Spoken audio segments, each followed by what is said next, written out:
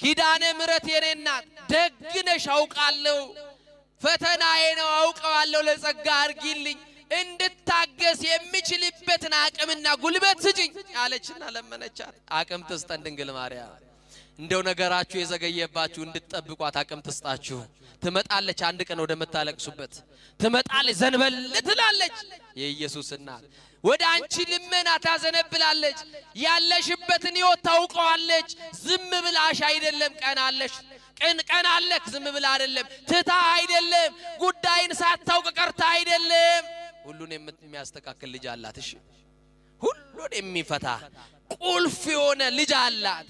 የዓለም ሁሉ መፍትሄ የሆነ ልጅ አላት ድንግል ማርያም። አይዟችሁ የምታለቅሱ አይዟችሁ፣ በመከራ ያላችሁ አይዟችሁ።